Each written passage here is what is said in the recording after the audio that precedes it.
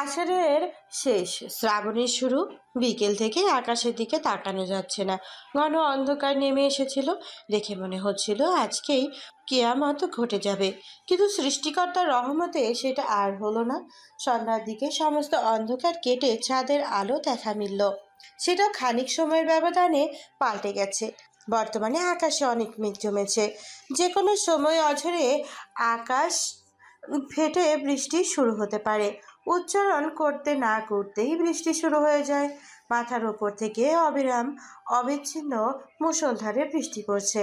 এখন আষাঢ় মাস শেষ, শ্রাবণ মাসের শুরু। আকাশ কালো মেঘে ঢেকে থাকবে। সূর্যের দেখা মিলবে না। রাস্তাঘাট পানিতে বিদঘুটে অবস্থা হয়ে যাবে। ব্যস্ত মানুষজন ছাতা মাথায় দিয়ে কাজের উদ্দেশ্যে দৌড়াদৌড়ি করবে। গাছপালা, মাঠঘাট সবারই ভেতর যেন একটা নতুন প্রাণের উল্লাস বয়ে যাচ্ছে। রাত তখন 3:25। গাজীপুর সিটি হসপিটালের 4 নং ভবনের 2য় তলার বারান্দা দিয়ে একজন নার্স গুটি গুটি পায়ে ইঞ্জেকশনের সিরিঞ্জ হাতে 503 নং রুমের দিকে হেঁটে যাচ্ছে। প্রতিদিনের ন্যায় আজকেও সে তার অবৈধ বয়ফ্রেন্ডের সাথে অশ্লীল কাজে লিপ্ত হয়েছে। সে ঠিকমতো হাঁটতেও পারছে না, তবুও কষ্ট করে 503 নং রুমের উদ্দেশ্যে হাঁটছে। এই রুমে গত 2 বছর যাবৎ একজন রোগী পড়ে আছে, যা দেখাশোনা করার দায়িত্ব তার কাঁধে পড়েছে। রোগীর নাম জানা নেই। একজন পুলিশ অফিসার তাকে আহত অবস্থায় এনে এখানে ভর্তি করেছেন। তখন তার শারীরিক অবস্থা একেবারে ধ্বংসপ্রাপ্ত ছিল। ডান হাতের গুলি লেগেছে, বাম পায়ের গোড়ালিতে গুলি লেগেছে এবং মেরুদণ্ডের ঠিক পাশে ধারালো ছুরির আঘাত। পেছন থেকে শক্ত রড দিয়ে কিছু একটা দিয়ে মারার কারণে সে কোমায় চলে যায়। আজ প্রায় 2 বছর হলো ছেলেটা কমায়। কিন্তু করার বিষয় হচ্ছে, এই পুলিশ অফিসারটি ছাড়া অন্য কেউ তাকে দেখতে বা তার খোঁজ নিতে আসেনি। নার্স প্রতিদিনকার ন্যায় আজকেও বাইরে থেকে রুমটা লক করে গিয়েছিল, কিন্তু বিস্ময়কর ব্যাপার হলো এটাই যে দরজা খোলা। নার্স বেডের ওপরে তাকায়। কোমায় থাকা ছেলেটা নেই। এটা দেখে নার্স 2 কদম পিছিয়ে যায়। সে ভয় পেয়ে বারান্দায় এসে জোরে চিৎকার দিয়ে বলে, কে কোথায় আছো? তাড়াতাড়ি 503-এ আসো। কোমায় থাকা ছেলেটাকে পাওয়া যাচ্ছে না। ডাক্তার আজিজ স্যার, আপনিও তাড়াতাড়ি এসে দেখে যান। নার্সের ভয়তকার চিৎকার শুনে হাসপাতালের অনেকগুলো ওয়ার্ড বয় এবং নার্স এসে হাজির হয়েছে। ডক্টর আজিজ নিজের অ্যাপ্রন ফেলেই দৌড়ে চলে আসে।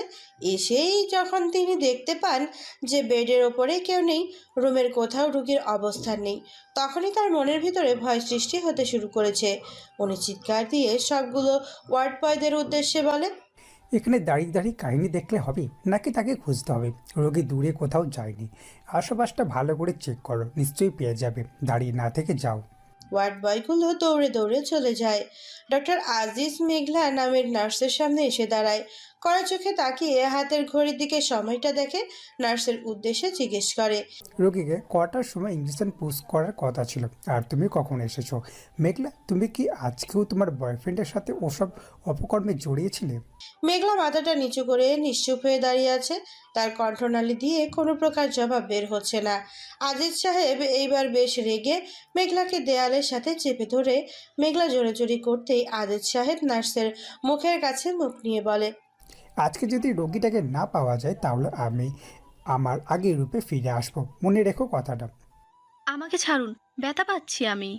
তুই যখন তোর বয়ফ্রেন্ডের সাথে অপকর্মে লিপ্ত হয়েছিলিস তখন কি ব্যথা পাসনি তুই? আমি কোনো প্রকার অকর্মে লিপ্ত নই। তাহলে আমি কি ভুল দেখেছি? তুই আর জনি একসাথে ওর কেবিনে ঢুকেছিস, তারপর ভেতর থেকে আমার মুখ দিয়ে আসছে না।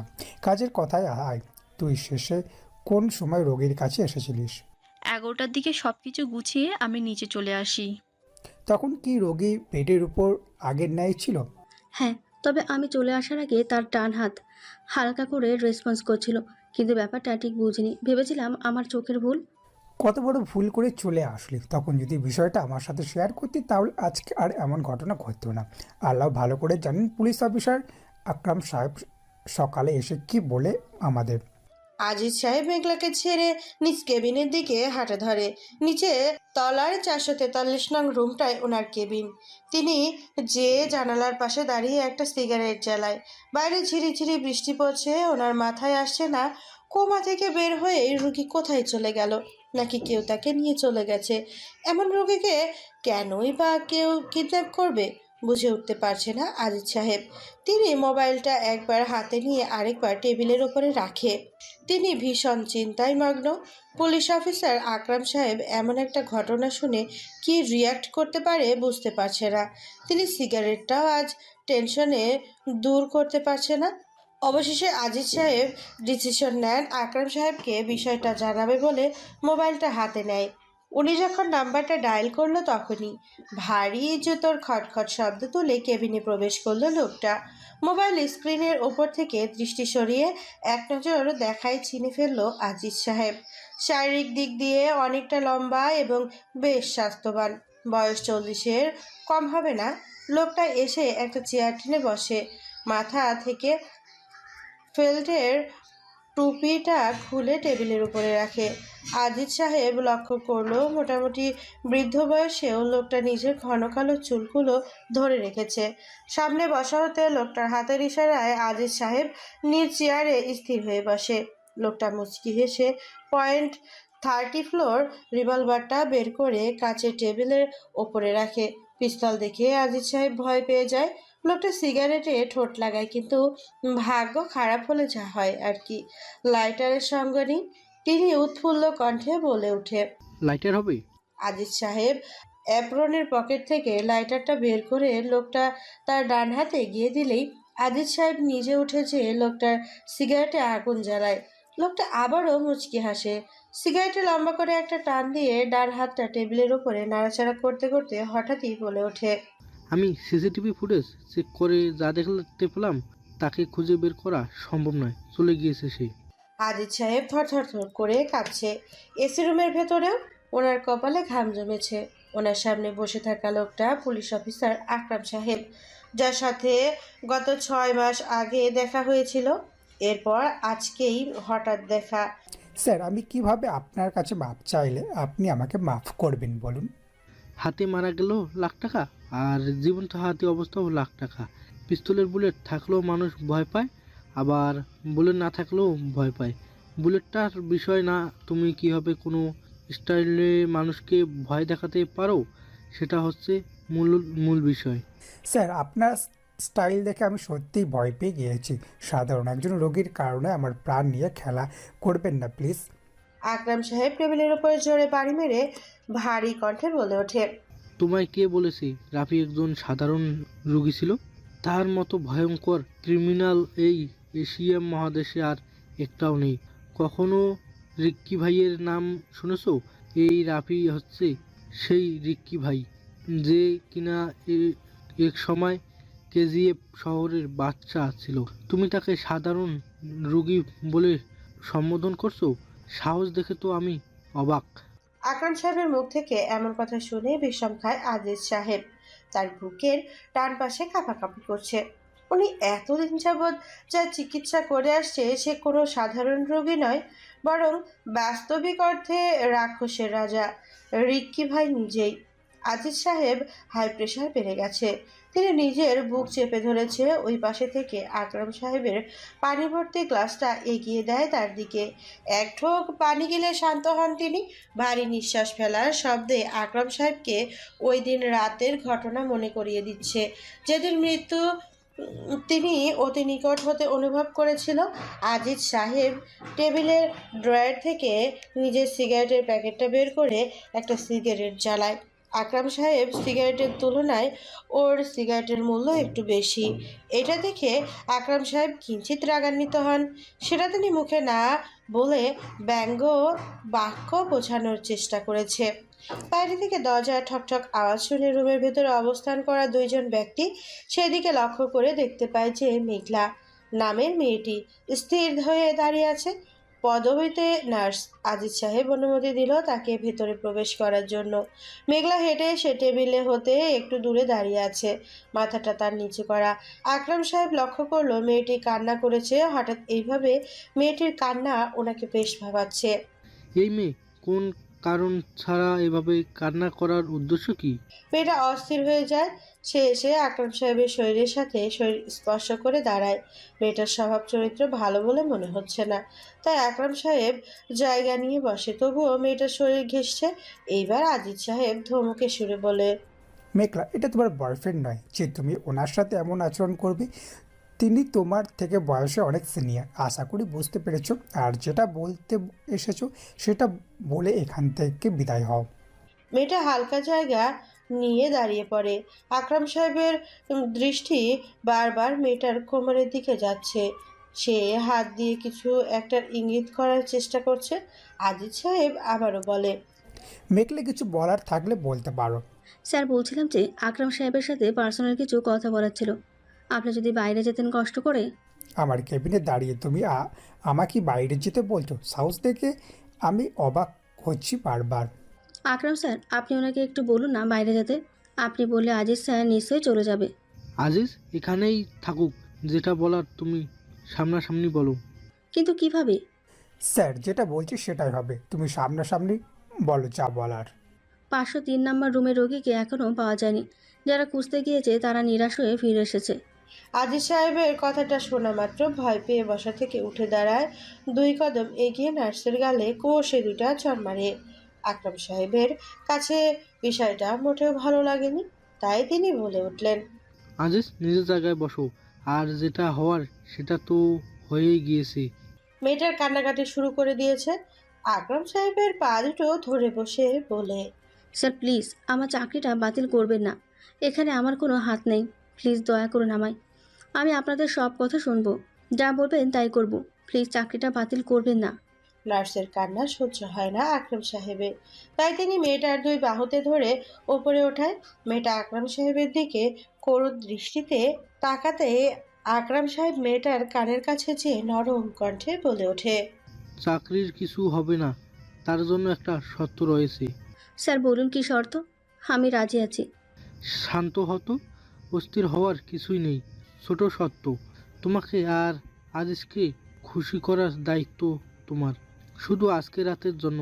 রাজি থাকলে হ্যাঁ অথবা না। আকরাম সাহেবের অফার শুনে আজিজ বিস্মিত হয়। পুলিশ অফিসার হয়ে কেমনে কি বুঝে উঠতে পারছে না মেয়েটা। কোনো শঙ্কা ছাড়াই পেছনের দিকে হাঁটা ধরে। আকরাম সাহেব সেদিকে তাকিয়ে সিগারেটের লম্বা করে একটা টান দিল। আজিজ সাহেব হলো মেয়েটার শর্তে রাজি না হয়ে চলে যাবে, কিন্তু তার চিন্তাভাবনা সম্পূর্ণ পরিবর্তন করে মেয়েটা কেবিনের দরজা বন্ধ করে সামনের দিকে এগিয়ে আসছে। আকরাম সাহেবের ঠোঁটের কোণে হাসির রেখা ফুটে ওঠে। অবশেষে আকরাম সাহেবের হাতের ইশারায় মেঘলা নামের মেয়েটা নিজের অস্তিত্ব বিসর্জন দিতে প্রস্তুত হয়ে যায়। এক পর্যায়ে তার অশ্লীল কর্মে লিপ্ত হয়ে যায়। রাত প্রায় শেষ সময়, ভোরের আলো এখনো ফুটতে শুরু করেনি। একজন ভয়ঙ্কর আগন্তুক দৌড়াতে দৌড়াতে এসে গাজীপুরের প্রসিদ্ধ কবরস্থানের সামনে এসে থামে। মানুষ মারা যাওয়ার পর কেউ পুড়িয়ে ফেলে, আবার কেউ মাটি চাপা দিয়ে দেয়। রাতের অন্ধকারে কবরস্থানের নতুন একটা কবরের সামনে চিঠি হাতে দাঁড়িয়ে আছে কোনো এক আগন্তুক। উদ্দেশ্য তার কি জানা নেই, তবে আজকের অনেক পুরনো দিনের স্মৃতি তার মাথা চাড়া দিয়ে উঠেছে। মাথা থেকে লম্বা ও হুডওয়ালা টুপিটা নিচে ফেলে চিঠিটা চোখের সামনাসামনি রেখে একটা জ্বলন্ত মোমবাতি বাম হাতে, তার ডান হাতে চিঠি। মোমবাতির তীব্র আলোর অন্ধকার কিছুটা দূর করেছে সে। মায়াবী কণ্ঠে পড়তে শুরু করে, দুনিয়াতে সবাই বলে টাকা ছাড়া বেঁচে থাকা অসম্ভব, কিন্তু তারা এটা বলে না যে টাকা ছাড়া শান্তিতে মারা যাওয়াও অসম্ভব। আমি জানি না তুমি তাদের কি অবস্থা করবে যারা আমাদের পবিত্র দেহকে ভোগ করেছে। তুমি মারা যাওয়ার আগে এমন মানে ভূষিত হবে যে তোমার নাম নিতে গেলেও মানুষ 10 বার চিন্তা করবে। চিঠিতে আর কিছু লেখা নেই। আগন্তুক চিঠিটা মোমবাতির আগুনে পুড়িয়ে কবরস্থান হতে বেরিয়ে হাঁটা ধরে গন্তব্যহীন নিরন্তরে। আজকের সকালটা অন্য দিনের চেয়ে একেবারে আলাদা, কেমন যেন ফুটফুটে সুন্দর এক সকাল। ঘুম ভাঙতেই আলভির চোখে পড়ল পাশের জড়সড় শুয়ে থাকা জান্নাতের দিকে। গত বছরই রফিক আজমের মেয়ে জান্নাতের সাথে ধুমধাম করে আলভির বিয়েটা সম্পূর্ণ হয়। ঘুমন্ত অবস্থায় মেয়ের নাকি পরীর মতো লাগে, যেটা এতদিন আলভি বিশ্বাস করতো না। কিন্তু আজকে সুন্দর এই সকালে নিজের স্ত্রীর মনোমুগ্ধকর চেহারা দেখে ঠিকঠাকই বিশ্বাস করতে বাধ্য হয়েছে সে। আলভি বালিশের পাশ থেকে সিগারেটের প্যাকেটটা নিয়ে একটা সিগারেট জ্বালায়। বালিশের অন্য পাশ থেকে রিভলভারটা নিয়ে টেবিলের ওপরে রেখে জানালা ভেদ করে দূরে আকাশের দিকে তাকায়। তার চোখের মাপ অনুযায়ী আকাশটা অনেক ছোট মনে হয়, কিন্তু এই আকাশ ছোট না, বিশাল আকাশ। তবে যেন কোনো বিশাল কিছুর সামনে দাঁড়ালে নিজের সবসময় বড় বলে মনে হয়। আলভির প্রতিদিনকার অভ্যাস এটা, বাম হাতে সিগারেট, ডান হাতে শর্ট প্যান্টের সামনের পকেটে থাকবে। নিয়মিত অভ্যাস চেঞ্জ হলো না। টেবিলের ওপরে থাকা মোবাইল ফোনটা ঝিঝি শব্দ করে কেঁপে উঠল। আলভির দৃষ্টিভঙ্গ হয়। সে ফোনটা হাতে নিয়ে দেখে আকরাম সাহেবের কল দিয়েছে। বিরক্তিকর লোকটা, যখন কল দেবে আর রিসিভ না করলে একঝুড়ি কথা শুনিয়ে দেবে। সিনিয়র অফিসার হওয়ার কারণে আকরাম সাহেবকে কিছু বলতে পারে না আলভি। মাঝে মধ্যে তো তার মনে চায় পিস্তলের বুলেট দিয়ে মাথাটা ঝাঁঝরা করে দিতে, কিন্তু ক্ষমতার অভাবে কিছুই করতে পারে না। আলভি হ্যালো বলতেই ওই পাশে হতে কর্কশ কণ্ঠস্বর শোনা গেল। আকরাম সাহেব নিজের মতো করে আলভিকে কিছু কথা শুনিয়ে দিল, কিন্তু আলভি কিছুই শোনেনি। সে রাস্তা দিয়ে দৌড়াতে থাকা লোকটার দিকে তাকিয়েছিল। মাথার চুলগুলো বড় ঘাড় অবধি ছড়িয়ে এসেছে। মুখে লম্বা লম্বা ঘন দাড়ির জন্য চেহারাটা অতটা স্পষ্টভাবে লক্ষ্য করা যাচ্ছে না। তবে তার হাঁটার ধরন দেখে আলভির কিছুটা সন্দেহ হয়। রকি ঠিক এমনভাবেই হাঁটতো। এটা আবার কি রকি নয় তো? প্রশ্নটা মাথায় ঘুরপাক খাচ্ছে আলভির। ফোনের ওপাশ থেকে আকরাম সাহেব চিৎকার শব্দ শুনে আলভি জবাব দেয়। স্যার, আজকে 1706 নম্বর ফাইলের কেসটা আবার ওপেন করব। হঠাৎ এমন ডিসিশন নেওয়ার কারণ কি? স্যার, রকি মারা যায়নি এখনো। সকালবেলা কি আজে বাজে বলছো তুমি? সেই শহরে অবস্থান করছে। আমাদের চোখ ফাঁকি দেওয়ার জন্য কখনো এগুলি থেকে অন্যগুলিতে নিজেকে ছুটিয়ে চলেছে। তুমি কি তাকে দেখেছো? আমার বাসার নিচে দাঁড়িয়ে সিগারেট টানছে সে। তাহলে দ্রুত গিয়ে তাকে ধরে ফেলো। এত সহজ নয়। 2 বছর পর যেহেতু তার দেখা মিলেছে, সেহেতু তাকে আমি আমার মাইন্ড গেমের তাক লাগিয়ে দেব। পুলিশের চোখে ধুলো দিয়ে সে এতদিন নিজেকে মৃত্যু দাবি করছে। মৃত্যুকালকে বলে সেটা এবার আমি তাকে দেখাবো, তাও আবার অতি নিকট থেকে। রকি যদি সত্যিই বেঁচে থাকে তাহলে কিন্তু এবার সে দুর্বলভাবে ফিরে আসেনি। নিশ্চয়ই ধারালো অস্ত্রের ন্যায় এসেছে। যা করবে দেখে শুনে। আলভি কল কেটে দিয়ে দ্রুত পায়ে তার হিস্ট্রি রুমে প্রবেশ করে, যেখানে ছোট থেকে বড় সকল মাফিয়া, গ্যাংস্টার, মনস্টার, ভিলেন, ক্রিমিনালদের নিয়ে লেখা ম্যাগাজিন আছে। কারো ফটো রয়েছে, আবার কারো ফটো নেই। সিরিয়াল কিলারের মতো প্রতিটা ছবির পেছনে রহস্যের ওয়েট সংখ্যা লেখা, রেড মার্ক দিয়ে সেফ জোন এবং বিপদ সংকেত আঁকা হয়েছে। বিভিন্ন জায়গায় বড় টেবিলের ওপরে কেস ফাইল পড়ে আছে। আলভি যে 2 বছর আগে 1706 নম্বর ফাইলটা বের করে টেবিলে ফাঁকা অংশে রাখে। অনেক পরিমাণে ধুলা ময়লা জমে আছে। ফাইলটা পরিষ্কার করে প্রথম পেজে দেখা গেল রকির মৃতদেহের ফটোটা। এটা কি আসলেই রকির ফটো, নাকি পুলিশ অফিসার আফজাল 2 বছর আগেই সেই সকালে মিথ্যা সংবাদ দিয়ে এসেছিল? জানা নেই। রকি শহর থেকে হারিয়ে যাওয়ার 1 মাস যেতে না যেতেই আফজাল হারিয়ে যায় শহরের থেকে। সমস্ত দেশ ছড়িয়ে ছিটিয়ে গিয়েছিল ডেঞ্জারাস ক্রিমিনাল। রকি ভাই মারা গিয়েছে। যাদের চোখে রকি ভালো ছিল তারা রকির জন্য চোখ ভিজিয়েছে, আর যারা রকিকে খারাপ নজরে দেখত তারা উল্লাস করেছিল। সময় নষ্ট না করে ফাইল নিয়ে বেরিয়ে যায় আলভি। দূরের যাত্রা ঢাকা টু নরসিংদী। সেখানে ভালো মানের দাম করা একজন আর্টিস্ট রয়েছে, যাকে চেহারার বর্ণনা দিলে সে সম্পূর্ণ মানুষটাকে আর্ট পেপারে এঁকে দেয়। আলভির মস্তিষ্কে একটা আইডিয়া এলো। রকি বর্তমানে দেখতে কেমন হয়েছে সেটার পরিচয় গোপন রেখে যে কোনো প্রফেশনালকে দিয়ে মানুষের নজরে নতুন রকিকে খারাপ তৈরি করতে হবে। এটাই মূলত আলভির বর্তমান প্ল্যান। সে এখনো নিশ্চিত হয়ে ওঠেনি রাস্তাতে দৌড়ে যাওয়া লোকটা যে আসল রকি। রাজ নামের একটা ছেলে নির্জন রাস্তা দিয়ে দৌড়াচ্ছে।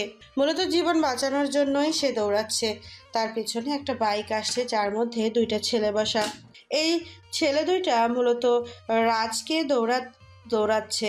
রাজ দৌড়াতে দৌড়াতে এসে একটা স্কুটির সামনে থেমে স্কুটিতে হেলান দিয়ে রাজের গার্লফ্রেন্ড বর্ষা মাথায় নিচু করে মোবাইল টিপছে। রাজ 2 হাতে ভর দিয়ে জিভ বের করে কুকুরের ন্যায় হাঁপাচ্ছে। সেটা দেখে বর্ষা কিছু জিজ্ঞেস করতে যাবে এর আগেই রাজ বর্ষাকে নিয়ে স্কুটিতে উঠে স্টার্ট দেয়। কিন্তু ভাগ্য খারাপ হলে যা হয় আর কি, রাজের পেছনে যে বাইকটা আসছিল সেটা এসে রাজের পথ আটকায়। বাইকের পেছনে বসা ছেলেটা কোমরের কভার পয়েন্ট থেকে একটা পিস্তল বের করে রাজের কপাল বরাবর গুলি করে। এটা দেখে বর্ষা অস্থির হয়ে যায়। রাজ হেলে দুলে স্কুটি থেকে পড়ে যায়, সাথে বর্ষাও। রাজের কপাল বেয়ে তাজা রক্ত চোখে মুখে লেগে একাকার। বর্ষা কোনো মতে স্কুটির নিচ থেকে উঠে দাঁড়ায়। তার বাম হাতে সামান্য ছিলে গেছে, সে ব্যথায় অস্থির হয়ে যাচ্ছে। বাইকের সামনে বসে থাকা ছেলেটার রোমান্টিক দৃষ্টিতে বর্ষার অস্থিরতা দেখে মুচকি হাসছে।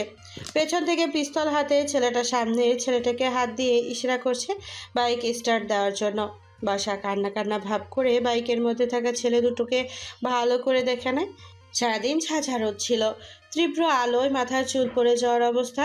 মানুষজন হাঁপিয়ে উঠেছে আর মনে মনে দোয়া করছিল এক ফোঁটা বৃষ্টির।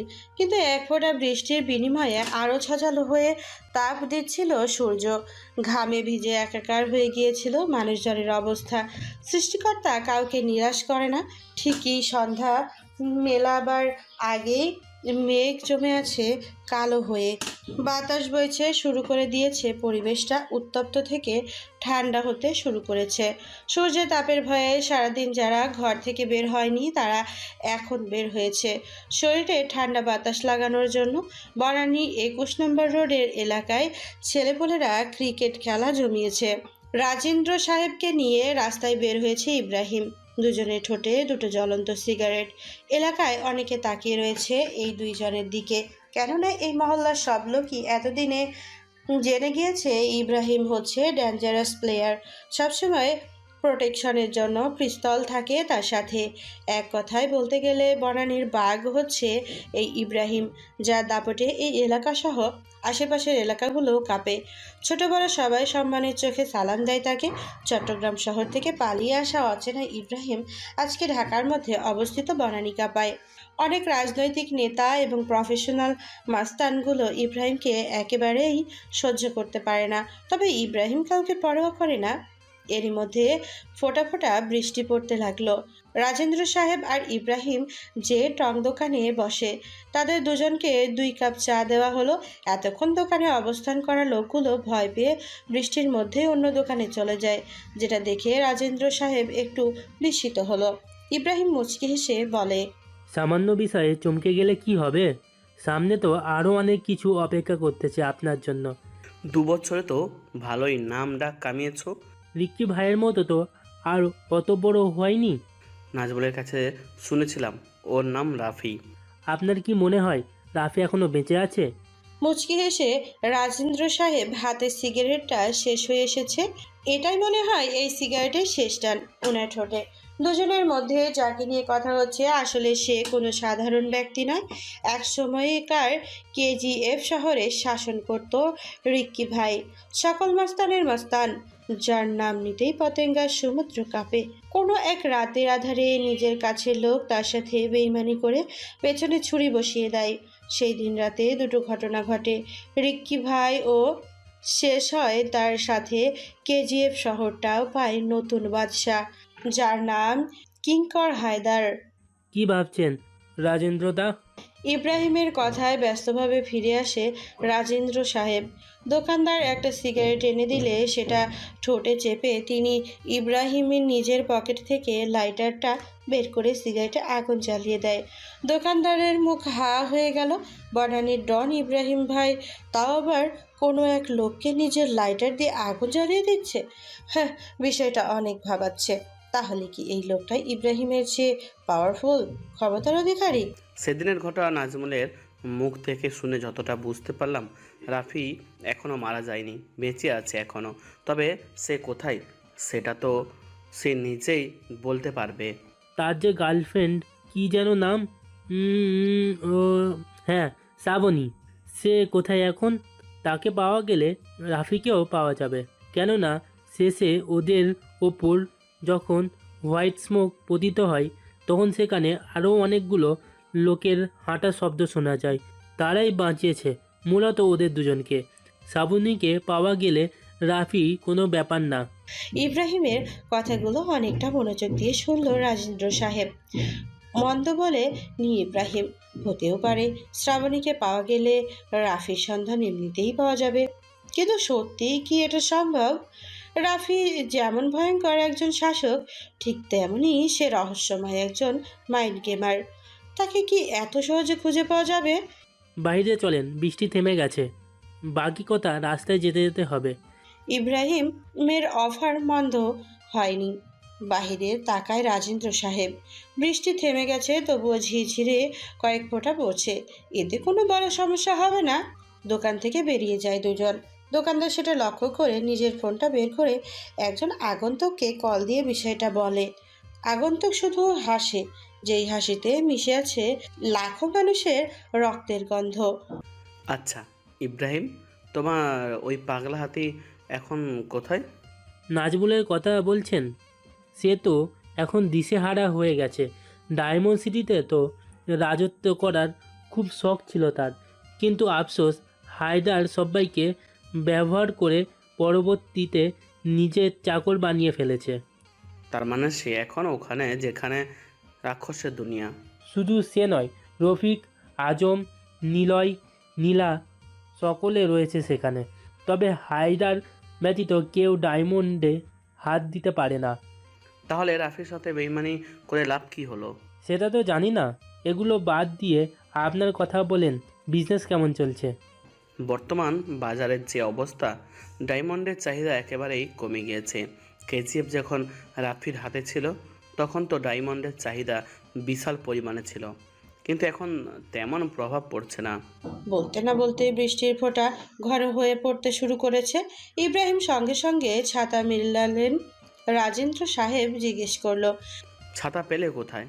বাসা থেকে বের হওয়ার সময় তো তোমার সঙ্গে ছাতা ছিল না। দোকানদারের কাছ থেকে নিয়েছি। রাজেন্দ্র সাহেবের হাতের ইশারায় ইব্রাহিম ছাতার বন্ধ করে ফেলে। ইব্রাহিম প্রশ্ন করতেই তিনি আনন্দিত গলায় বললেন, বৃষ্টিযাত্রা খুবই শুভ হয়। রাফির মতো ডেঞ্জারাস ক্রিমিনালকে মারার জন্য নাজমুলকে আবার সঠিক বলে মনে হয়নি, তবুও সে গুলি চালিয়েছে। রাফির ভয় শেষ হয়েছে। এবার হায়দারকে মারার জন্য যাকে ঠিক করেছো সে কি পারবে কাজটা সম্পন্ন করতে? যার কাছে যাচ্ছি তার নাম রকি। নতুন মাল, তবে দারুণ ডেলিভারিতে। সরাসরি শত্রুর বুকে আঘাত করে। রাজশাহীর দিকে খুন খারাপি করে বেড়াতো। তার নামে অনেক কেস জমা হওয়ায় ঢাকা শহরে চলে আসে। তোমার কি মনে হয় রকি নামের ছেলেটা হায়দারকে শেষ করতে পারবে? সেটা না হয় তার সঙ্গে কথা বলেই বুঝতে পারবেন। কথাটা বলে ইব্রাহিম একটা রিক্সা নিল। বৃষ্টিতে রিক্সায় করে চলার মজাই নাকি আলাদা। দুজনে রিক্সায় ওঠার পর মুষলধারে বর্ষণ শুরু হলো। রাজেন্দ্র সাহেব উৎফুল্ল মেজাজে বললেন, মোটামুটি ভালোই বর্ষণ হচ্ছে, তাই না ইব্রাহিম? ভিজে যাচ্ছি আমি। আমার সিগারেট শেষ হয়ে গেছে, তোমার কাছে একটা হবে? এই বৃষ্টিতে সিগারেটের টান মজাই আলাদা, আমি এটা মিস করতে চাই না। আপনার মস্তিষ্কে সবসময় কি এগুলোই ঘোরাঘুরি করে? লাইফের চিল মুডগুলো আমি সবসময় পালন করার চেষ্টা করি। আজকে 2 বছর পূর্ণ হলো রাফি আমাদের মধ্যে হতে হারিয়ে গেছে। তাকে মনে রাখার জন্য একটা সিগারেটই যথেষ্ট। ইব্রাহিম তার সিগারেটের প্যাকেটটা বের করে দেখে 2টা সিগারেট রয়েছে। সে একটা রাজেন্দ্র সাহেবকে দিয়ে নিজেরটাও জ্বালায়। আসলে কি বৃষ্টির সাথে সিগারেটের কোনো স্বাদ পাওয়া যায়? তাদের রিক্সা চলতে শুরু করে পরিচিত রাস্তায় অপরিচিত আগন্তুকের উদ্দেশ্যে। বিকেল 4:40 বাংলাদেশের সবচেয়ে বড় টিভি রিপোর্টার জয়ন্তিকা দাসের সামনে বসে আছে পৃথিবীর শ্রেষ্ঠ কাহিনী উপস্থাপক কামাল চক্রবর্তী। সকাল 10টা থেকে শুরু করে 2টা পর্যন্ত সময় 4 ঘন্টা রয়েছে। কামাল সাহেব কেডিএফ চ্যাপ্টার 1 মানে master mind gamer is back এর বাস্তব কাহিনী তুলে ধরেছেন। 2 ঘন্টার রেস্ট নিয়ে আবারও তিনি এসেছেন চ্যাপ্টার 2 শেষ করার জন্য। কেননা গল্পের রকি এবং শ্রাবণীর শেষে কি হয়েছিল সেটা জানার জন্য জনগণ অপেক্ষা করে আছে। সত্যিই কি তারা দুজনে বেঁচে আছে নাকি মারা গেছে সেটা বলার জন্যই মূলত বসে আছেন কামাল চক্রবর্তী। তিনি চায়ের কাপে চুমুক দিলে ওই পাশ থেকে শোনা গেল, ডায়মন্ড সিটি মানে তো বুঝলাম, কিন্তু রানী মারা যাওয়ার পর সেখানকার বাদশা কি হয়েছিল? রানীর সঙ্গ না পেয়ে সেখানকার বাদশা হারিয়ে গিয়েছিল কোনো এক নিঃসঙ্গ শহরে। এখনো ফিরেনি সে। চুপ করে অবস্থান করেছে সেই শহরে। রানী ছাড়া ফিরবে না সে, এটাই তার মূল বক্তব্য। তার মানে আপনি বোঝাতে চাচ্ছেন যে ওই কালো রাতে আধারে শ্রাবণী মারা গেছে? বাইরের ভিতরে যেটা লেখা রয়েছে সেটাই আমি উল্লেখ করছি। শ্রাবণী মারা গিয়েছে কিনা সেটা তো এখনো লেখা নেই, তবে আমার মনে হয় রকি এবং শ্রাবণী এখনো বেঁচে আছে। তাহলে ওরা দুজন এখন কোথায়? সেই কাহিনীটা জানতে চায় সবাই। রক্তের সাথে মিশে আছে এই কাহিনী। শুনতে কষ্ট হবে, সামনে যেতে চাইলে আবারও পিছনে আসতে হবে। সেখানে মানুষের রক্তের চেয়ে পশুর রক্তের মূল্য অনেক বেশি। জয়ন্তিকা দাসের চোখে জোড়া ছোট হয়ে এসেছে। কামল সাহেবের কথার মধ্যে ভীষণ পরিমাণে রহস্য লুকিয়ে আছে। ওনার কথা শুনে যে কোনো মানুষের মনে কৌতূহল জাগবে, এটাই স্বাভাবিক, কেননা তিনি তেমনভাবেই কাহিনীগুলো উপস্থাপন করে। এইবার কামাল সাহেব চ্যাপ্টার 2 এর 3য় পৃষ্ঠা থেকে উপস্থাপন করতে শুরু করেন। এমন একটা কাহিনী যেটা এই পৃথিবীর মানুষ আগে কখনো শোনেনি। ভয়ঙ্কর ওই হৃদয় ছুঁয়ে যাওয়ার মতো কাহিনী, যেখানে বনের রাজা সিংহ নয় বরং কুকুর। মুষলধারে বৃষ্টি নেমে গিয়েছে। এতক্ষণে আকাশটা পরিষ্কার পরিচ্ছন্ন হলেও কিছু কিছু মেঘ এখনো রয়ে গিয়েছে। জানা নেই আবারও বৃষ্টি হবে কি না, তবে এখন হবে না সেটা শিওর। ইব্রাহিমদের রিকশা এসে থামে পুরনো এক গোডাউনের সামনে। ভাড়া মিটিয়ে ওরা দুজন গোডাউনের ভেতরে দিকে হাঁটা ধরে। পরিত্যক্ত গোডাউনেটা 2001 সালের সেপ্টেম্বর মাসের দিকে আগুন লেগে সমস্ত কোম্পানি ধ্বংস হয়ে যায়। এরপর থেকে এই গোডাউনটা এলাকার বড় বড় মাস্তানদের রাজত্ব করছে। ইব্রাহিম এবং রাজেন্দ্র হাঁটতে হাঁটতে ভেতরের সাইডে প্রবেশ করে আশেপাশের জিনিসপত্রগুলোর ওপর ময়লা আস্তরণ পড়ে আছে। পুরা গন্ধ ভেসে আসছে এখানেও পর্যন্ত। রাজেন্দ্র সাহেব পকেট থেকে রুমালটা বের করে নাক চেপে ধরল, কেননা ঝাঁঝালো একটা গন্ধ এসে তার নাক স্পর্শ করছে। ইব্রাহিম স্বাভাবিকভাবেই হেঁটেছে। সিগারেটের অভাবে অবশ্য রাগে আছে ইব্রাহিম। বৃষ্টির মধ্যে রিকশায় থাকা অবস্থায় রাজেন্দ্র সাহেব সবগুলো সিগারেট একাই শেষ করে ফেলেছে। ওনার চেহারায় রাগের লালাভাব ফুটে উঠেছে, তবে রাগ প্রকাশ করতে পারছে না। রাজেন্দ্র সাহেব সেটা দেখে মজা নিচ্ছে আর মুচকি হাসছে। একসময় তারা গোডাউনের মেইন রুমের ভেতরে চলে যায়। সেখানে পা তুলে বসে আছে একটা লোক। ভয়ঙ্কর সেই চেহারা, যেটা দেখে সাধারণ মানুষ ভয় পেয়ে যাবে। মুখ ভর্তি ঘন কালো দাড়ি, চুলগুলো স্ট্রেট করা, ঘাড় অবধি চলে গিয়েছে। ঠোঁটের এক কোণে তার জ্বলন্ত সিগারেট, ডান হাতে রয়েছে বিধ্বংসী M79। তার সামনে হাঁটু গেড়ে বসে দুইজন রক্তাক্ত যুবক, তাদের হাতে দুটো পেছন থেকে শক্ত রশি দিয়ে বাঁধা। ইব্রাহিম যে একটা চেয়ার টেনে বসে, রাজেন্দ্র সাহেব সরু চোখে তাকিয়ে আছে ভয়ঙ্কর সেই লোকটার দিকে।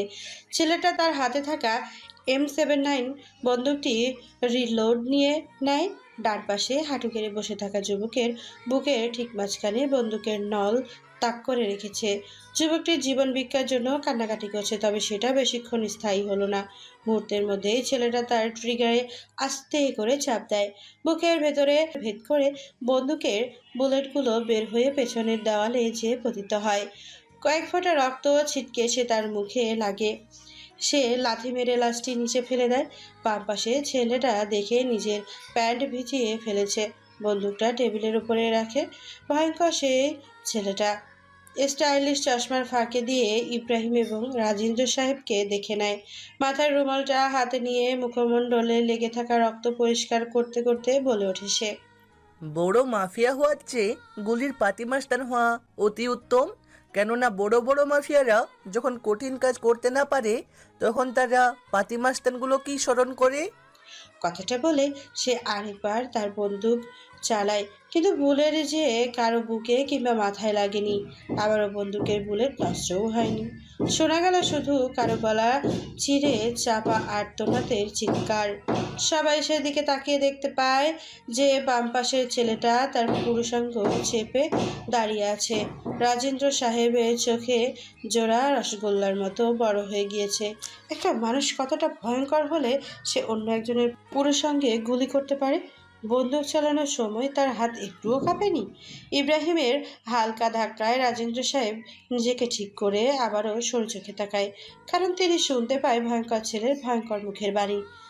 শোন মাসুদ, তোকে একেবারে না মেরে এখনই ছেড়ে দিচ্ছি। কেন জানিস? যাতে করে শহরের মানুষ তোকে দেখে মনে রাখে এই রকির জিনিসে যে হাত দেয় সে তার এই অবস্থা করে। ওই লেডি পুলিশ অফিসারের দিকে যে চোখ তুলে তাকাবে আমি তার এমন অবস্থা করব। ছেলেটার নাম রকি। শহরের নতুন এসেছে, নতুন পরিচয়ে। বেশি দিন হয়নি, হাতের নিশানা ভালো ছিল, তাই টিকে গিয়েছে মাস্তানি জগতে। তার নিজস্ব লোক আছে 2 জন। এই 2 জনকে নিয়েই তার জ্ঞান তৈরি হয়েছে। শহরের বুকে বর্তমানে রকি মানেই একটা হাঙ্গামা। ছোট থেকে বড় সবাই তাকে শ্রদ্ধা করে। অবশ্য তার একটা মোক্ষম কারণ রয়েছে, সেটা হলো রাজনৈতিক নেতাদের সাথে তার ওঠা বসা। যখন তখন পিস্তল চালিয়ে দেয় সে। তবে কিভাবে যেন পুলিশ কেস থেকে বেঁচে যায়। বাঁচবে নাই বা কেন, রাজনীতি করে সে যে। তারপর মিস্টার ইব্রাহিম, দিনকাল কেমন চলছে? রকির কথায় মুচকি হেসে জবাব দেয় ইব্রাহিম। আমার দিনকাল তো সবসময় ভালোই চলে। তোমার হালচাল কেমন? সামনাসামনি তো দেখতেই পাচ্ছেন। ভাবছি এইবার ঢাকা বিশ্ববিদ্যালয়ের ভিপি নির্বাচন করব। এর চেয়েও বড় অফার রয়েছে, চাইলে গ্রহণ করতে পারো। আপনাদের কাছে দেওয়ার মতো কিছু থাকলে এখানে আসতেন না? অবশ্যই আমাকে ডাকতেন নিজের আড্ডায়।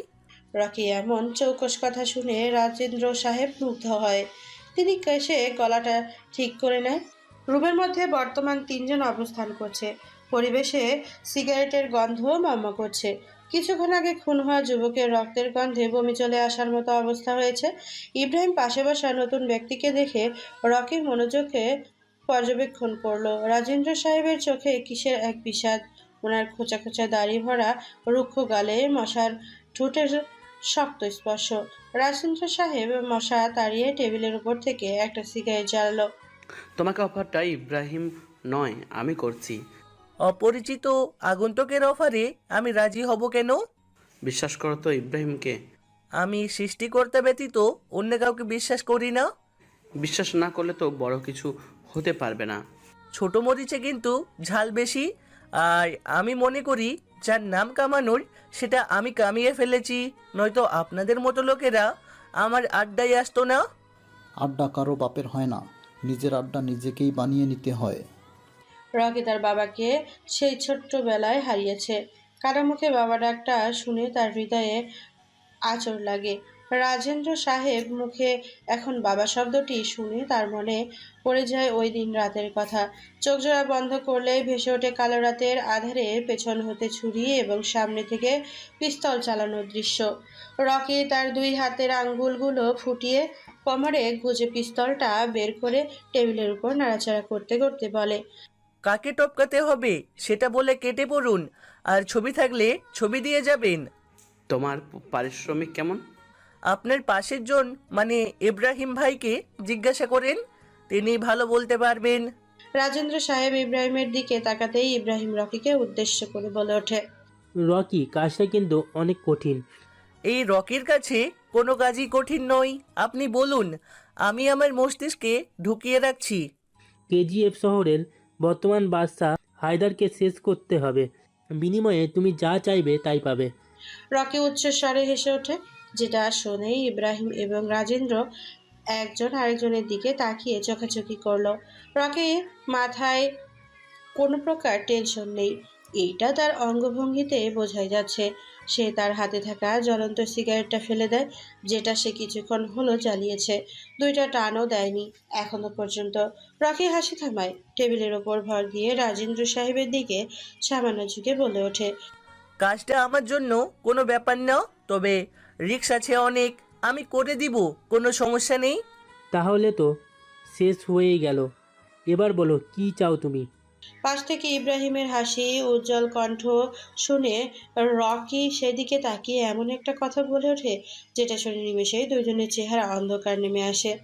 কারণ রকি এই কাজের বিনিময়ে চেয়েছে কেজিএফ শহর থেকে বেরিয়ে আসা 20% ডায়মন্ডের শেয়ার, যেটা দিতে নারাজ রাজেন্দ্র সাহেব। উনি বসা থেকে উঠে দাঁড়ায়, সাথে সাথে ইব্রাহিমও। রকি কোমরের ফাঁকা করে দাঁড়িয়ে আছে, তার চোখে মুখে এখন টাকার নেশা বিদ্যমান। ভয় পেয়ে গেলেন নাকি মিস্টার রাজেন্দ্র?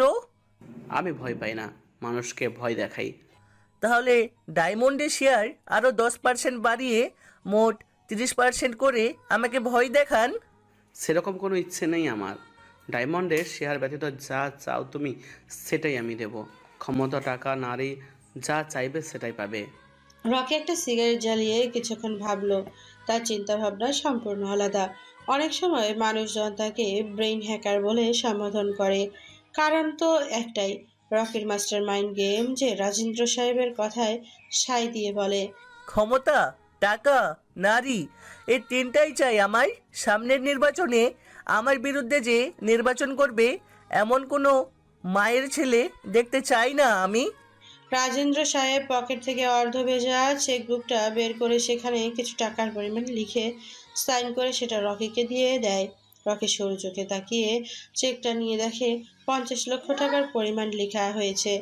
রকি খুশি হয়ে হ্যান্ডশেক করার উদ্দেশ্যে রাজেন্দ্র সাহেবের দিকে নিজের ডান হাতটা বাড়িয়ে দিলে রাজেন্দ্র সাহেব অ্যাটিটিউড দেখিয়ে হাত দুটো প্যান্টের পকেটে ঢুকে স্থির হয়ে দাঁড়িয়ে বলে, এখানে তোমাকে 50 লক্ষ টাকা দেওয়া হয়েছে।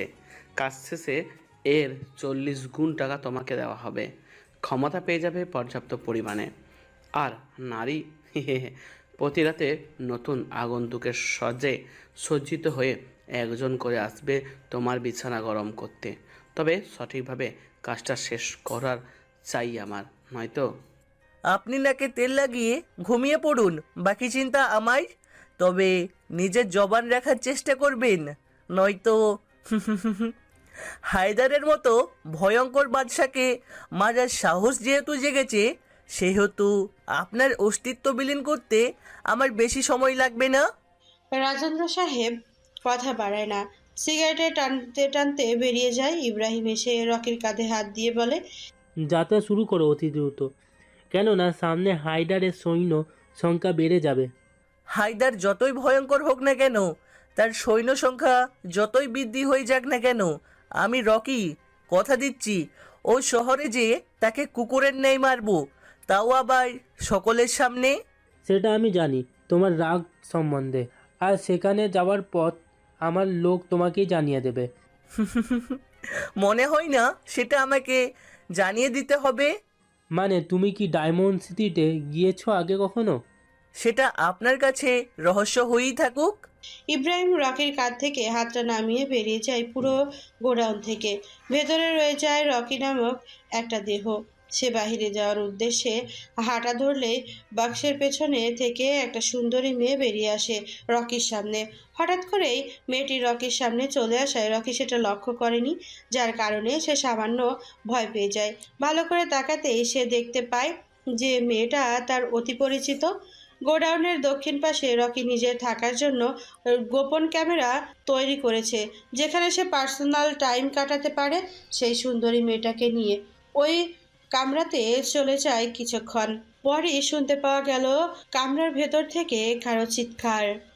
আকাশে তাজা সূর্যের তীব্র আলো, শকুন আর গাংচিলের ডানা ঢেকে রেখেছে আকাশটাকে। বাতাসে মিশে আছে রক্ত এবং বারুদের গন্ধ। চারিদিকে মিঠে করা রোদ, ছায়ায় বসন্তের আমেজ। অথচ এই এলাকা ব্যতীত অন্য শহরে বর্তমানে আষাঢ় মাসের শ্রাবণের শুরু। দ্রুত লক্ষ্যে একজন ছেলে রাইফেল হাতে দাঁড়িয়ে আছে। বয়স তার বেশি না, 17-18 হবে হয়তো। হাফ হাত আর নীল শার্টে ধুলো ময়লা লেগে আছে, যার নরম হাতের রাইফেলটি বেমানান লাগছে। তবুও কিছু করার নেই, পরিস্থিতি তৈরি করেছে তাকে। তার ভেজা কালো কুচকুচে শরীরে ঝিকঝিক করছে সোনালি রোদ। অলস দুপুর, রাস্তার পাশে একটা বৈদ্যুতিক তারের ওপর থেকে নিঃসঙ্গ এক কাক হঠাৎ জরুরি আবেদনের সুরে কা কা করে ডেকে উঠেছে। ছেলেটা চোখ তুলে তাকাতেই দেখতে পায় যে একজন অন্য মানুষক বাদশাহ হেঁটে আসছে। লোহার তৈরি পোশাক তার, বেশ শক্তপোক্ত। পিস্তল কিংবা বন্দুকের বুলেট তার শরীরে লাগলেও ওর কিছু হবে না, এমন লোহার তৈরি তার পোশাক। মাথায় লম্বা চুলগুলো পেছনের দিকে ছুটি করে বাঁধা অবস্থায় রয়েছে। গালের বিভিন্ন অংশে ঘন দাড়িগুলো সাদা আকৃতি ধারণ করেছে। কাছ থেকে দেখলে বোঝা যায় তার বয়স বৃদ্ধি পেয়েছে। বয়সের তুলনায় সে এখনো নিজের যৌবন ধরে রেখেছে। বন্দুক হাতে হেঁটে আসছে সেই লম্বা নিঃশ্বাসে তার মদের গন্ধ বিদ্যমান। সামনের দেওয়ালে টার্গেট প্র্যাকটিসের জন্য তার শীর্ষবিন্দুতে একজন যুবককে ঝুলিয়ে রাখা হয়েছে। তার হাতে পায়ে লোহার শিকল দিয়ে বেঁধে ফেলা হয়েছে। এখানকার সবাই যুবকটাকে এক নামে চিনে, নিলয়। গত 2 বছর ধরে সে কারাগারে বন্দী অবস্থায় ছিল।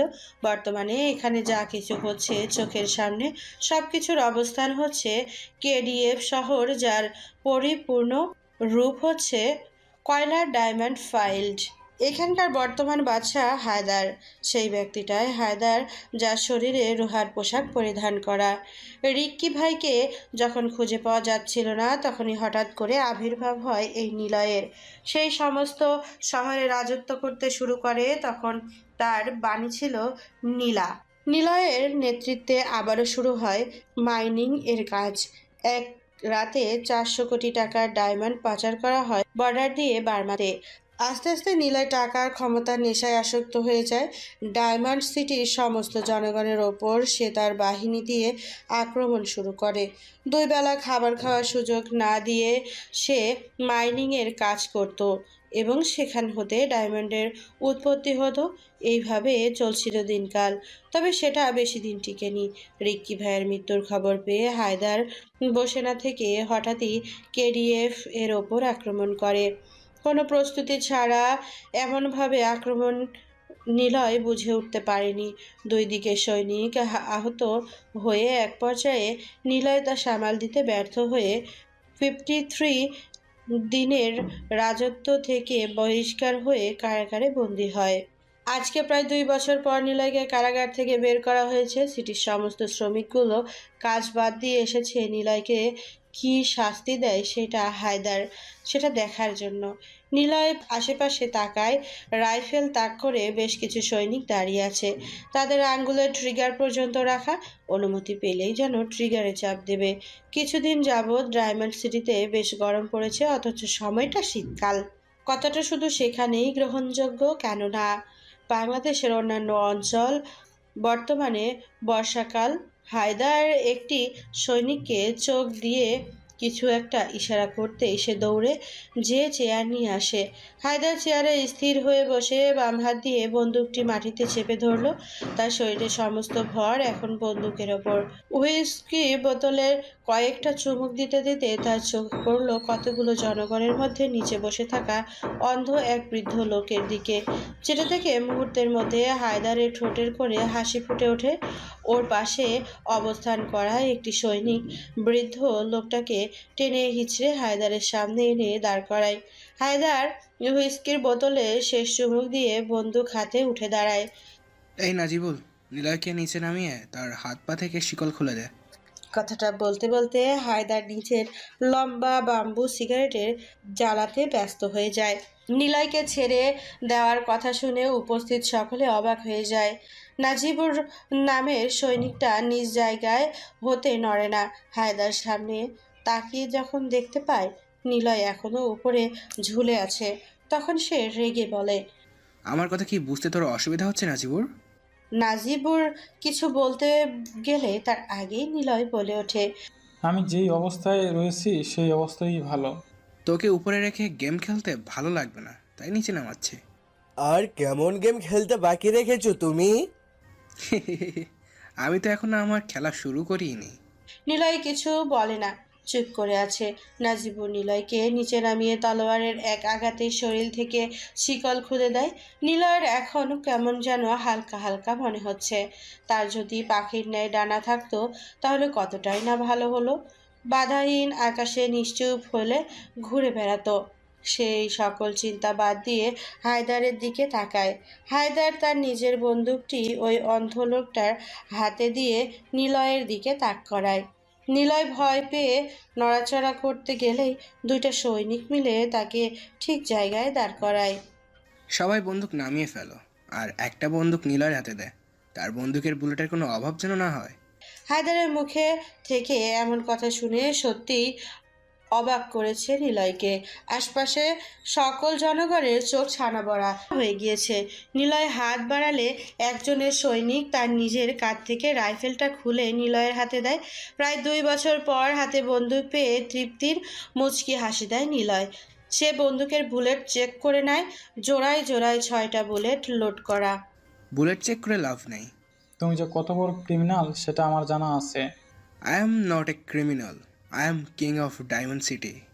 এই ডায়লগ বলার সময় শেষ হয়ে আসতেছে, তখন হয়তো ডায়লগ বলার জন্য তোমার ওই মুখটা নাও থাকতে পারে। তোমার সব কিছু শেষ হয়ে যাবে আবারও। কে শেষ করবে?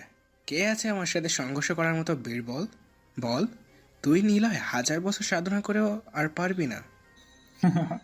রিক্কি ভাই, সে আসবে আর তোমার সব কিছু কেড়ে নেবে।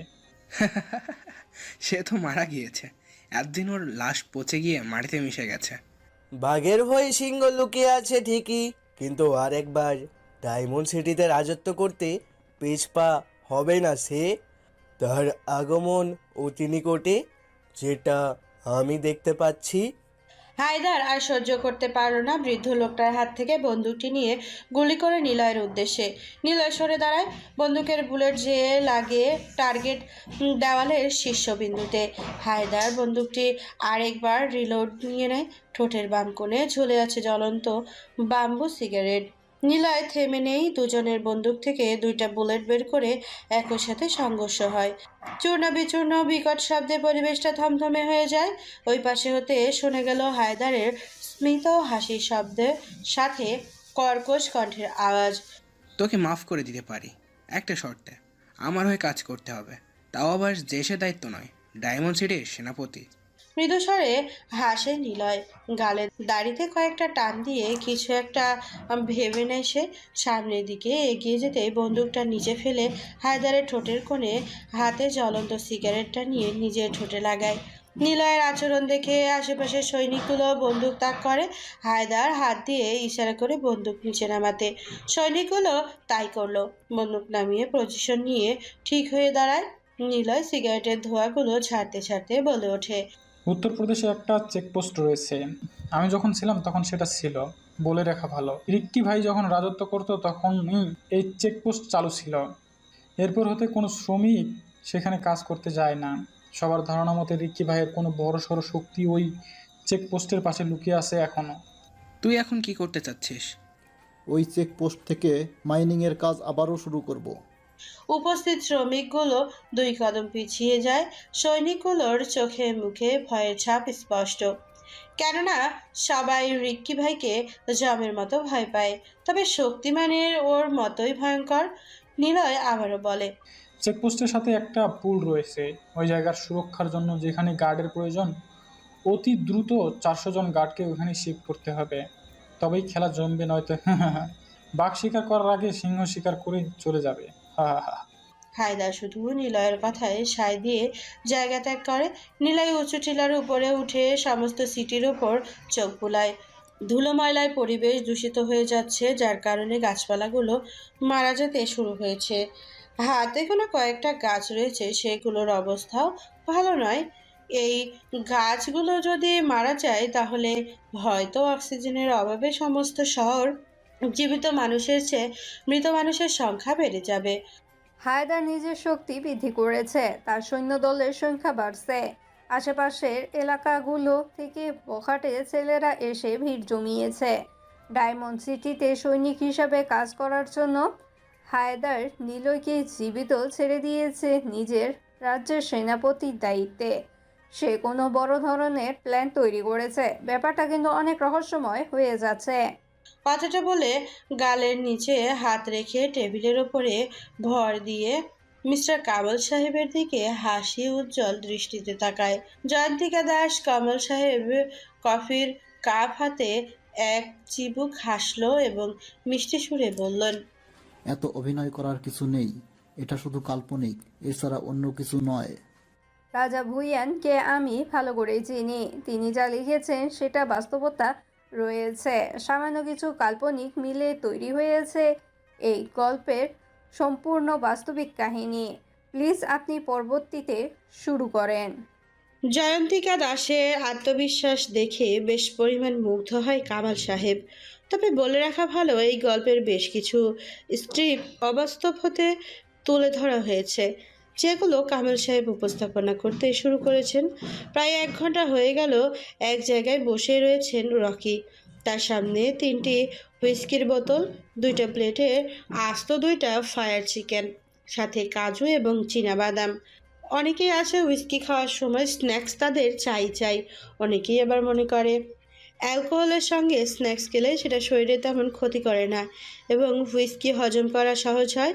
কাজু এবং চীনাবাদাম বেশিরভাগ মানুষ চাখানা হিসেবে কাজু এবং চীনাবাদাম খায়। তবে অ্যালকোহলযুক্ত পানীয়র সাথে কাজু এবং চীনাবাদাম খেলে কোলেস্টেরলের মাত্রা দ্রুত বৃদ্ধি পায়। দুটি জিনিসই কোলেস্টেরল থাকে, যা খিদের ভাব কমায়। অ্যালকোহল পান করার পরে ভারী হওয়া অনুভূতি হয়েছে।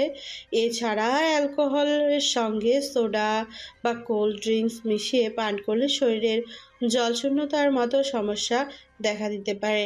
পাশের টেবিলে বসে থাকা একজন বয়স্ক লোক কথা বলে ওঠে। রকি নিজের টেবিলের উপরে তাকিয়ে বুঝতে পারে লোকটা তাকে উদ্দেশ্য করে কথাগুলো বলছে।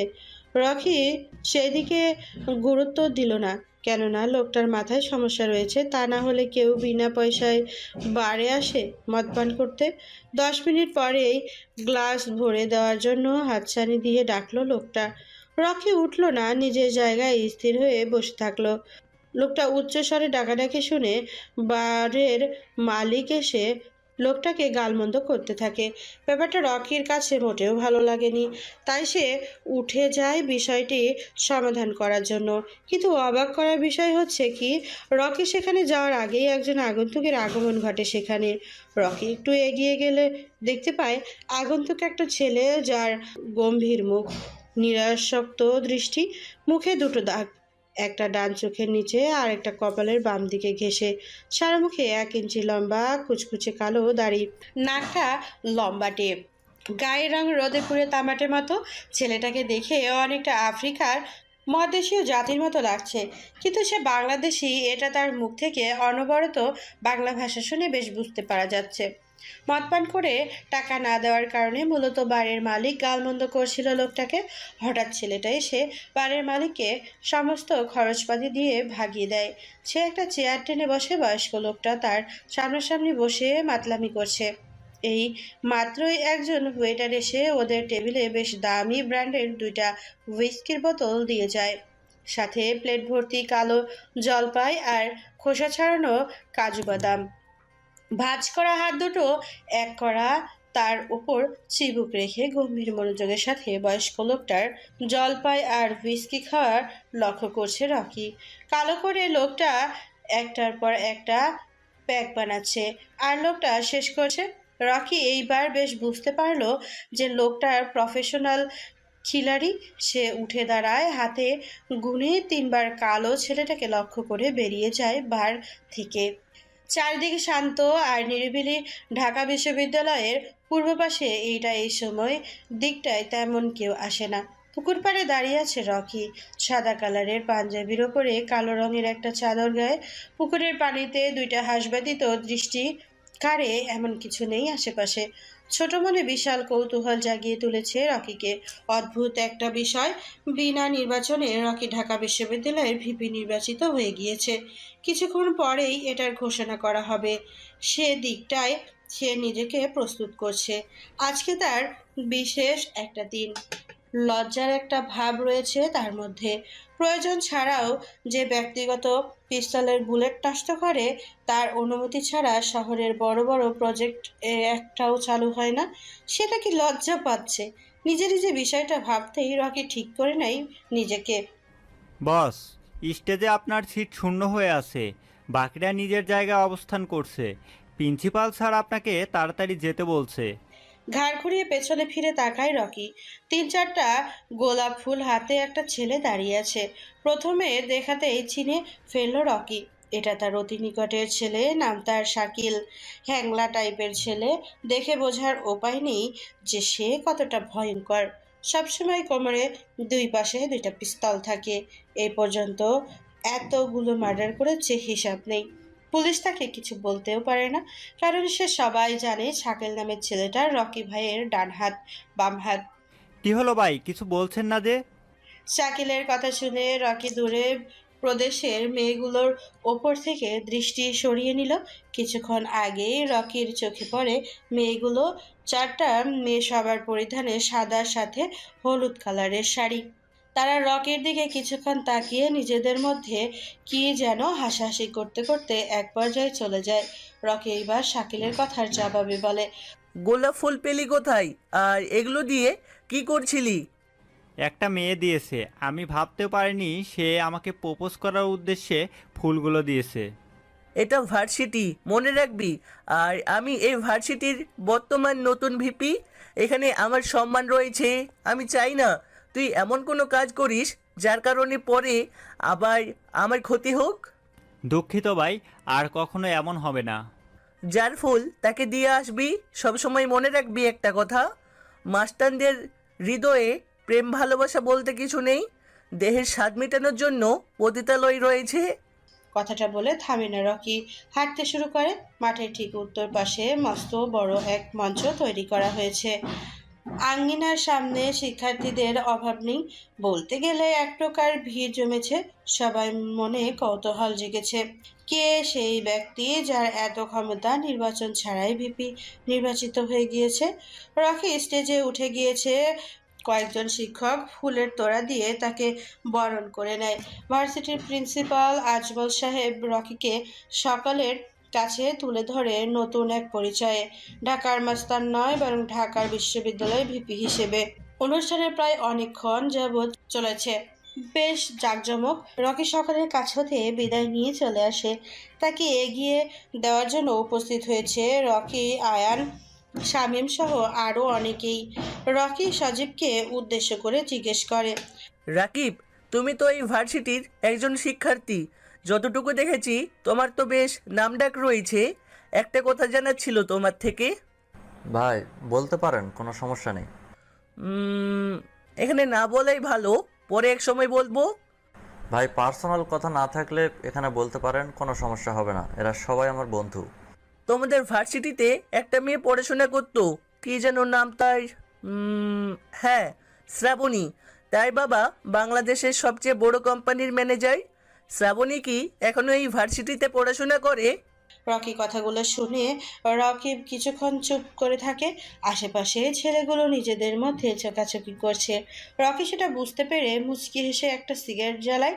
সিগারেটের ঘন কয়েকটা টান দিয়ে বলতে থাকে, প্যারা নেই, আমি জাস্ট জানতে চেয়েছি, এত ভেবে বলতে হবে না। ভাই শ্রাবণী তো আরও 2 বছর আগে মারা গিয়েছে। হোয়াট? কি বলছো এগুলো? জি ভাই, রকিব ঠিকই বলেছে। শ্রাবণী আরও 2 বছর আগে মারা গিয়েছে। সে আমাদের বেস্ট ফ্রেন্ড ছিল। তবে রকির মুখ থেকে কথাটা কেড়ে নিয়ে শব্দ শুনে বলে ওঠে আয়ান। রকি আয়ানের দিকে তাকায়। তার চোখে মুখে রাগের ছাপ স্পষ্ট। কারণ এইটা কি সেটা বুঝতে একটু অসুবিধা হলো না রকির। তবুও সে আগ্রহ নিয়ে জিজ্ঞেস করলো, আয়ান, বাকি কথাটা শেষ করো। কিন্তু এক মাদারফাকের জন্য তার মৃত্যু হয়েছে। আয়ান থাম তুই, আমি বলছি। আহা রাকিব, তুমি চুপ করো, আয়ানকে সম্পূর্ণ করতে দাও। আয়ান, তুমি বলো তো কি হয়েছে? 2 বছর আগে আমাদের ভার্সিটিতে একটা গরিব ছেলের আবির্ভাব হয়, যার নাম ছিল রকি। আমরা সকলে মিলে তার সাথে মজা করতাম, কিন্তু শ্রাবণী এগুলো সহ্য করতো না। তার একটাই কথা, সবার সাথে মজা করলেও রকির সাথে মজা করা যাবে না।